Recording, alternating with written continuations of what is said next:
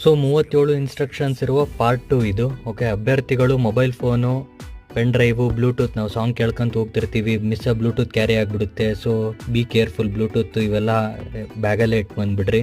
Next purse, ನೋಟುಗಳು ಅಂದರೆ ಏನಪ್ಪ, ಇಲ್ಲಿ ಕರೆನ್ಸಿನ. ಓಕೆ, ಅವನ್ನ ಯಾವನು ಒಯ್ಯಕ್ಕೆ ಹೋಗ್ಬೇಡ್ರಿ.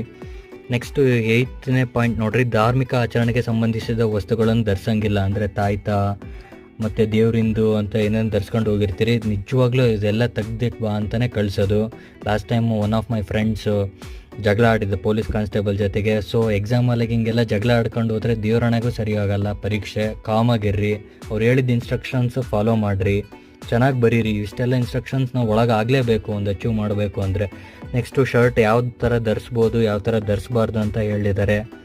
ದಯವಿಟ್ಟು ಆಭರಣಗಳನ್ನು ಹಾಕ್ಕೊಂಡು ಹೋಗ್ಬೇಡ್ರಿ. ಶೂ ಮತ್ತು ಸಾಕ್ಸ್ ಹಾಕ್ಕೊಂಡು ಹೋಗ್ಬೇಡ್ರಿ. ಹವಾಯಿ ಸ್ಲಿಪ್ಪರ್ ಹಾಕ್ಕೊಂಡು ಹೋಗ್ರಿ. ಚೆನ್ನಾಗಿ ಮಾಡಿರಿ. All the very best.